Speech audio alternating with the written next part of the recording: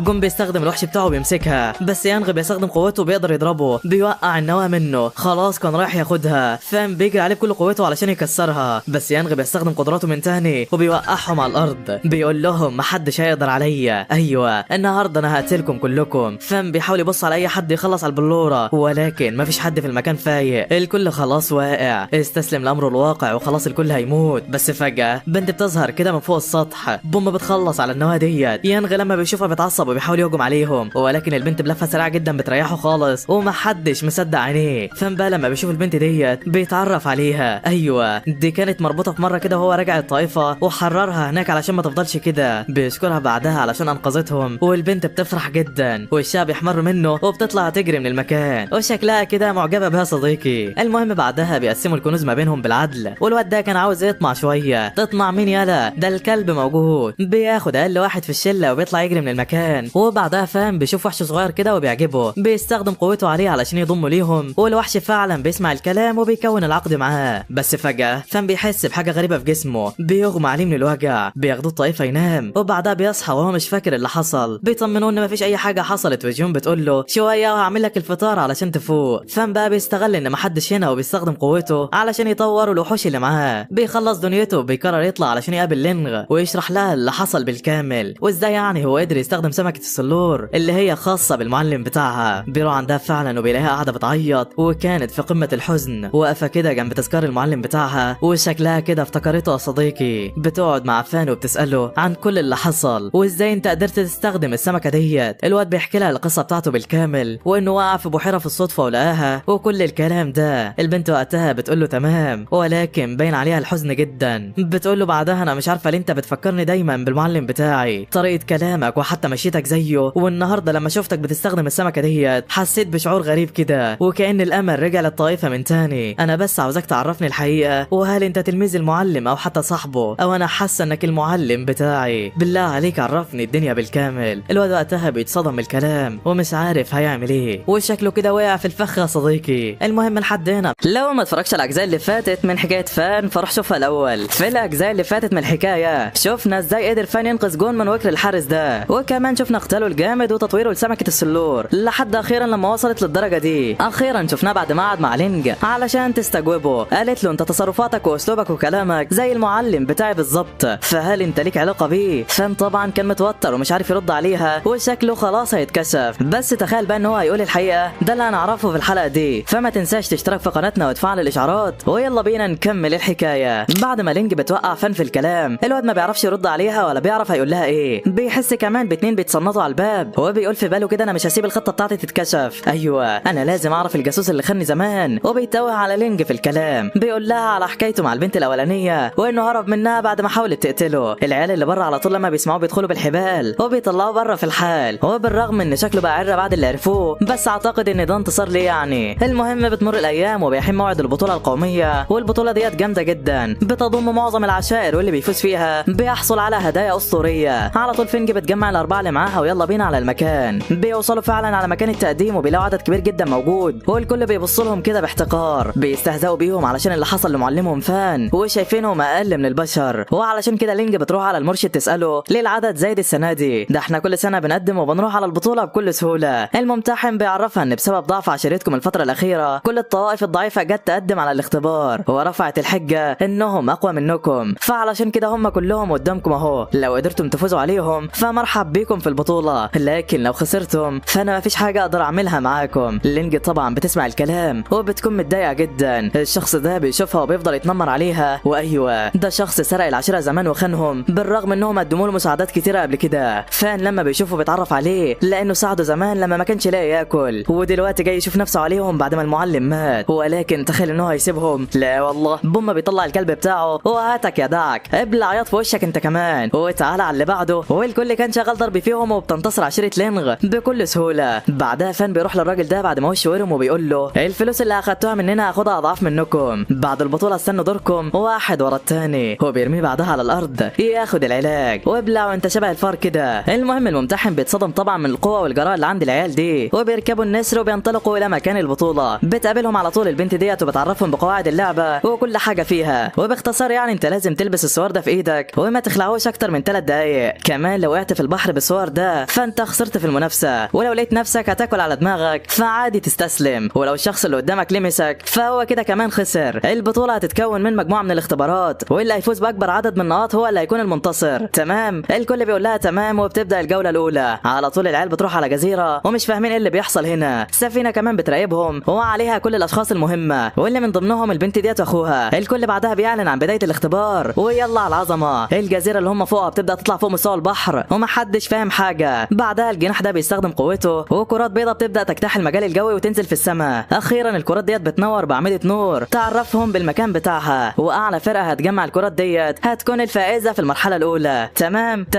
بدا الكل يلم في الكرات فعلا، والواد ده على طول بيجمع واحده، التانيه كان خلاص هياخدها، بس بيظهر حيوان روحي الواحد كده وبيسرق النقطه منه، وشكلها كده هتبدا تحلو يا صديقي. النقط بتزيد مع كل فريق، وفي فريق وصل ل 18 نقطه، وده لانهم بيستخدموا خدعه ذكيه جدا. هم طلعوا الحيوانات بتاعتهم ولبسوها الاساور، وبكده الحيوان اول لما يقرب عند اي نقطه هياخدها، وكمان هيلبسوا الاساور قبل ما ال3 دقايق تخلص. بس هل الموضوع ده سهل كده؟ لا والله. واحد تاني بيشوفهم وبيمسك الوحوش ديت، وبعد ما بيبعدهم لمده 3 دقايق كده الفريق ده بيخسر نهائي وبيخرج من المنافسه بشكل كلي. فان بقى وكمان كان لاحظ اللعبه وفهمها خلاص، قال لهم بصوا كده احنا لو فضلنا بالطريقه ديت اكيد هنخسر، وعلشان كده لازم نتقسم ل4 وكل واحد فينا يروح من حته ويتجمع على الاقل 5 نقاط علشان نضمن مركز في اول اختبار. الكل بيسمع كلامه فعلا وبينطلقوا وشكلهم هيظبطوا الاداء. على طول فان بيجيب له اول نقطتين وهوبا بيحس بحضور في المكان. ايوه في فريق ظهر قدامه وشكله كده عارفهم من زمان. الكلب بقى اول لما بيشوف البنت ديت على طول بيجري عليها بينط يحضنها، وشكلها كده ليه علاقه بصاحب الجسم ده. المهم في الاثناء ديت لينغ جابت اول نقطه ليها والدنيا زي الفل، بس فجاه بيطلع من وراها 2 كده وعاوزين النقطه ديت. البنت طبعا بتفكر في العواقب اللي هتحصل لو خسرت ومش عارفه تعمل ايه، بس فجاه بيظهر الواد ده وبيكلمها. ايوه ده هو نفسه صاحبهم هارو اللي ساب الطائفه ومشى زمان. طريقه كلامه بقت مختلفه وصوته مليان غرور، وشكلها كده مش عارفه ايه اللي حصل له. الاتنين اللي كانوا موجودين ما عجبهمش الكلام وهجموا على الواد بالوحوش الروحيه بتاعتهم، بس فجاه القطه بتاعته بتظهر وبتخلص عليهم. لينج كانت واقفه مظلومه وفرحانه علشان القطه طلعت عايشه وعشان كمان صاحبها قدامها. الاتنين دول بقى بيطلعوا بقى الحيوانات بتاعتهم وبيهجموا عليهم، بس القطه برضه بتخلص الموضوع. البنت طبعا بقى ما كانتش فاهمه ازاي القطه لسه عايشه، بتبص عليها كده بتتصدم، ده شكلها اتغير ولحمها طلع وتحسها خلاص بقت زومبي. هارو هو كمان بيهجم على الاتنين دول وخلاص هيقتلهم، فبيستسلموا في الحال قبل ما يخلص عليهم. لينج طبعا ما كانتش مستوعبه طريقه صاحبها الوحشيه ومش مصدقه ايه اللي حصل معاه. الواد بقى بيعرفها ان هو انضم لجناح مختلف وعشرة اكبر، وزي ما انت شفت دلوقتي فهي خلتني اقوى، تعالي انت كمان وانضم لينا علشان تكوني بخير. لينج طبعا بترفض طلبه وبتعرض عليه هو اللي انضم ليهم، وبتقول له ان الجناح بتاعهم كبر بعد ما فان انضم لينا ومتاكده اننا هنرجع زي الاول واحسن كمان. وقتها الواد بيتعصب منها وبيقول لها نرجع؟ ده في احلامكم انتم، الطائفه خلاص ماتت مع المعلم فان وانتوا بس بقايا مستنيه الهلاك. عامه انا قدمت عرض ليكي، المره اللي جايه اللي هنتقابل فيها هنكون اعداء. وبعدها بيسيب البنت وبيمشي من المكان. لينج طبعا كانت زعلانه علشان صاحبها مشى وما كانتش عارفه تعمل ايه. في نفس الوقت كان الواد ده ماشي ولقى نقطه قدامه وراح اخدها من هنا. بيظهر واد كده من وراه وبيقول له النقطه ديت بتاعتي. صاحبنا اول لما شافه اقصر منه بدا يتنمر عليه، بيقول له يا عم اوبا دي وقعت خبطت في الصور بتاعتي وبقت نقطتي. الواد اللي ضده بيتعصب جامد وبيقول له بقى انت بتستهزأ بيا، طب انا هوريك. وبوم بيستخدم طاقته روحيه وبيستدعي الوحش بتاعه. الواد قوته كانت كبيره جدا وعملت شعاع ملا المكان بالكامل. ده حتى السفينه بتشوف الشعاع ومحدش مصدق العبقري ده جاي منين. بعدها الوحش بتاعه بيظهر ويا الهي ده بيطلع تنين من فئه اسطوريه وشكله هيخرب الدنيا. ليون على طول اول لما بيشوف الوحش بيفتكر الماضي بتاعه، بيفتكر ابوه وعيلته لما كانوا بيتنمروا عليه بسبب ضعف قوته. بيزعل جدا وبيقوم وهو متعصب والواد خلاص بيهجم عليه. الضربه وصلت وهوبا ده ايه الكوميديا ديت. التنين خبط في صخره جنب ليون والواد ما حصلوش اي حاجه. وبيتضح بقى ان التنين ده قوته بتكون على حسب صاحبه، وبما ان الواد لسه صغير وما اتدربش كتير فتحكمه في التنين واتجاهاته تكاد تكون معدومه. ليون بقى لما بيشوف الفرصه ديت بيستغلها وبيبدا يهجم بالوحش على الواد بكل غباء. ولكن تخيل ان الواد هيسكت له؟ لا والله، الواد بيستخدم قوه التنين في جسمه وبيدغدغ دماغه. ليون بيحاول يضربه مهما يضرب ولكن مفيش فايده. ده الاسطوره ده حبيبي. الوحش بتاع ليون بينضرب وبيطير وخلاص هو كمان هيحصله. بس في اخر لحظه ابو الواد ده بيوصل وبيوقفه قبل ما يخلص عليه. بيقول له يا ابني القوه موجوده لحمايه الضعفاء مش للتنمر عليهم، وبما انك خلاص هزمته فما فيش داعي للكلام ده. لونغ وقتها بيعرف ان ابوه عنده حق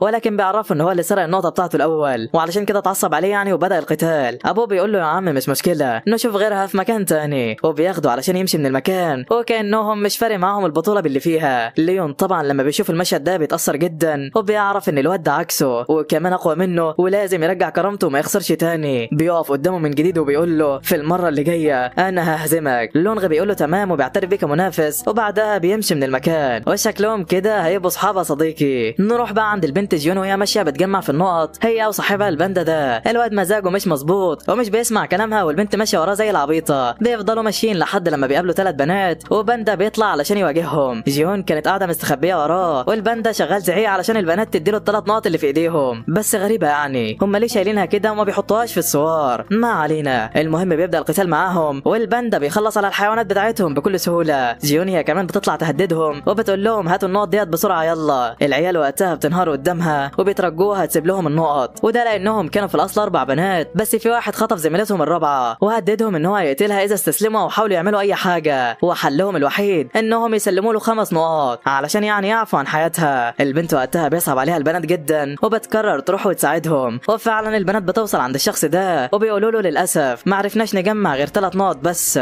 بيترجوه يسيب صاحبتهم الرابعه بس الواد بيضغط عليها. البنت بتصوت وخلاص كانت هتموت وهوبا الباندا بيظهر وبيدغدغ دماغه. بيطير الوحش كمان وبوكس واحد بيخلص عليه. العيال بقى كانت لسه هتفرح ولكن بيشوفوا الدوده ديت بقت في رقبتها وبيتضح ان المجرم ده كان عامل احتياطاته وحاطط دوده تانية فوق العمود الفقري ولو اي حاجه حصلت هيخلص على البنت ويقتلها قدامهم. الكل طبعا اتصاب بخيبه امل وجيون ما كانتش مصدقه ان البنت خلاص هتموت بسببها. بتتعصب جامد وبتدخل في حاله هيجان وبتشوف ذكريات من الماضي بتاعها. الهاله بتاعتها بتتغير وبتمسك المجرم من ايديه وهي واحده بس بتشقلبه. بوم بتخلص عليه. الباندا هو كمان بيلحق البنت وبيمسك الدوده. وده ايه العظمه ديت يا جدعان؟ بعدها البنات بيجروا على اختهم الرابعه وبياخدوها بالحضن. اما بقى جيون فالطاقه لسه بتطلع من جسمها ومش عارفه ايه اللي بيحصل معاها. بتقع على الارض مغمى عليها والكل بيجري يشوف مالها والبنت بعد شويه بتفوق. ما كانتش فاكره اي حاجه من اللي حصل لدرجه الناس استغربت جدا لما سمعت ان هي اللي هزمت المجرم. المهم بتودعهم جيون وخلاص كانت ماشيه بس العيال بيندهوا عليها بيعرفوها انهم خلاص حبوها وبيدوا لها ال3 نقط اللي معاهم كامتنان يعني على اللي عملته. بيعرفوها كمان انهم في المستقبل هينضموا للعشيره بتاعتهم وهيساعدوها في اي حاجه. وجمال جمال يا جدعان. في نفس الوقت ده كانت اللجنه اللي بتراقب المجموعه بتشوف النقط وتوزيع كل واحد وكل حاجه. عشيره لينغا حاليا في المركز السابع وشكلهم هيظبطوا الاداء. المهم فان بقى كان ماشي هو والبنت دي لوحدهم في الصحراء بعد ما سابت الفريق بتاعها وراحت معاه. الواد بيقول لها يا ست انت مين وماشيه ورايا ليه؟ ما تشوفي مصلحتك بعيد عني وخليكي يعني مع فريقك. بس البنت خلاص لزقت معاه وبتقول له يا عم افتكر ذكرياتنا سوا، ده احنا مع بعض من زمن الزمان. الواد بيحاول يسالها اسئله عن شخصيته القديمه وبيمسك ايديها كده بالغلط وهوب اخذ الطريحه التمام. اسئلتك من بعيد لو سمحت. بتعرفه ان هو كان شخص مريض وحقير ومحدش كان بيعبره تقريبا زي ما تقول كده حساله المجتمع. فان طبعا بيتصدم اللي بيسمعه وبيقول لها تمام. بعد شويه بقى بيقابلوا صاحبهم هنا واللي بيتجمعوا اخيرا في المنحدر ده. كانوا قاعدين بيتكلموا عن النقاط والمرحله وهوبا واحد بيظهر في المكان. ايوه ده وحش عجوز عنده طاقه كبيره وعاوز ياخد النقط اللي معاهم. جون بيقول له والله يا عم النقط خلاص بقت في السوار، ولو اتعاركنا دلوقتي فمحدش هيستفيد حاجه وهنضيع يعني الوقت وخلاص. الراجل فعلا بيسمع كلامه وبيقتنع، وكان خلاص هيمشي من المكان. بس فجاه بيجي اشعار لكل الناس انتهت الجوله الاولى وبدات الجوله الثانيه، وفي الجوله ديت اي حد السوار بتاعه هيلمس سوار الخصم فهياخد كل النقط اللي فيه. وقتها العجوز ملامحه بتتغير وبيقول له اهو كده انا هستفاد. بينزل عليهم فعلا وجسمه بيتحول وبيهجم على الواد. فان كان عاوز يقاتل ضد العجوز ده، ولكن جون بيمسكه وبيقول له يلا بينا نهرب. جون فعلا بيهرب وبيسيب الثلاثه اللي معاه في الفريق وبيخلع، وده لانهم مش ناس في الطائفه ولا اي حاجه، دول مجرد ناس اشتراهم بالفلوس يكملوا عدد وخلاص وما معهمش اي نقاط. وشكله كده عمل معاهم الجلاشه يا صديقي. بالفعل العجوز ده بيطلع على الست الكبيره وبوم بيموتها. الاثنين اللي وراها بيترعبوا من المنظر وعلى طول بيستسلموا. العجوز بقى كان عاوز يقتلهم ولكنه بيفتكر القاعده الثانيه، ولو اي حد ضرب شخص استسلم فيخسر في البطوله ويخرج منها. علشان كده بيسيبهم وبيمشي من المكان وبيحاول يلحق جون علشان يسرق كل اللي معاه. في الوقت ده الفريق كله بيتجمع اخيرا وبيشوفوا البنت ديت، بيتعرفوا عليها واسمها جيانج، وبتقول لهم كمان انها حبيبه صاحبهم فان. والكل بيتصدم، الله انت من امتى يا عم بتحب وايه الحلاوه ديت؟ المهم لينج هي كمان بتوصل وبيحسبوا النقط بتاعتهم، وحاليا معاهم 20 نقطه في المجمل، وده شيء مش وحش في المرحله الاولى يا صديقي. المهم بيفضلوا يخططوا لحوار تاني يجمعوا بين النقط من غير ما يقتلوا حد او يعملوا مشاكل مع اي شخص في المكان. وفعلا بتيجي في بالهم فكره جهنميه وبيبداوا ينفذوها. في الاول كده كان في 2 ماشيين بيدوروا على نقاط في اي حته، بيشوفوا قدامهم 3 في حته واحده والعيال بيزقططوا. الحيوان بتاعهم بيجيب النقط وبيرجعها عليهم، وهوب دول بيطلعوا حجره اصلا. ايوه الباندا خدعهم والمكان بتاعهم انكشف وخلاص العيال هتتعجن. الكل بينزل ضرب فيهم مش ملحقين الهجمات وبينجحوا ياخدوا منهم 9 نقاط. ده ايه الحلاوه ديت؟ بعدها بقى كانوا لسه يروحوا على مجموعه تانية ويعملوا فيهم نفس الحوار وياخدوا نقط. بس فجاه بيظهر شخص وبيحاصر جيانج وبيحط الوحش ده عليها. ايوه دي نفس الطريقه اللي جون شافتها قبل كده، والمجرم وقتها بيهددهم بيقول لهم لو ما جبتوش كل النقط اللي معاكم هقتلها قدام عينيكم. الكل طبعا كان قلقان على البنت وخصوصا فان اللي مش عاوزها تتاذى بسببه، وعلشان كده لينج بتدي لهم كل اللي جمعوه والمجرم بياخدها وخلاص ماشي. اخد البنت معاه كرهينه وقال لهم لما ابعد عنكم في امن مكان هحررها وهتيجوا تاخدوها. طبعا فان ما كانش عاوزها تروح معاه وقلقان، ولكن ما باليد حيله. الراجل بيمشي فعلا بالبنت والكل مستنيها تتحرر. 2 من العشيره بتاعته واقفين كده كضمان ان هو يعني مش هيغدر بيهم. بس وبعد ثانيه الكل بيسمع اعلان خروج فريق جيانج من البطوله. فان حرفيا بيتجنن وبيحس ان حصل لها حاجه، خلاص هيخلص على الاثنين اللي قدامه. بس بوم بيسمع اعلان تاني بخروج فريق الشخص اللي اخدها من البطوله ومحدش فاهم اي حاجه. على طول فان بيطلع يجري على المكان علشان يعرف ايه اللي حصل وهل فيها حاجه ولا ايه، ولكن البنت بتقابله في الطريق وبتقول له على فين يا عم؟ خليك هنا انا تمام. بتحكي له بعدها على اللي حصل وازاي قدرت تهرب من المجرم وكمان استسلمت. قالت له ان لما المجرم اخدها ومشوا هي غفلته وطلعت حيوانها الروحي وثبتته في المكان. بعدها استسلمت من البطوله وخلته يضربها ضربه خفيفه جدا وخسرته، وبكده هما الاثنين خسروا واخدت كل النقط اللي معاه. هي بنت الجامده بتدي بعدها كل النقط لفان وبتقول له دي هديه مني ليك علشان خفت عليا. بعدها بتركب البتاع ده وبتمشي من المكان قبل ما الجوله الثالثه تبدا. وفي السفينه بقى كان الكل مصدوم من عشيره لينغ بعد اقصائها ل3 فرق مره واحده ووصولهم بعدها للمركز الثاني. وبكده هم عدوا العشيره بتاعت هارو وحرفيا الواد محروق. بعد شويه بقى بيعلن عن بدايه المرحله الثالثه، وفي المرحله ديت الجزيره بتبدا تغرق والكل بيجري يحاول يطلع في اعلى نقطه فيها، وبكده الصدام هيكون مباشر وهيتم اقصاء معظم الفرق. فعلا عشيره لينغ كانت بدات تتحرك وبيخرجوا الحيوانات بتاعتهم وبيستعدوا للقتال. بيوصلوا عند المكان هنا وهوب بيلاقوا هارو فيه. ايوه العشيره بتاعته كلها موجوده وشكله كده مش ناوي على خير وبيبدا القتال. على طول الكل بيتقسم وهارو هيواجه لينج وليون مع بعض. اما الواد ده فبيستخدم الاخطبوط بتاعه وبرجل فان بيشده وخلاص هيقع في البحر.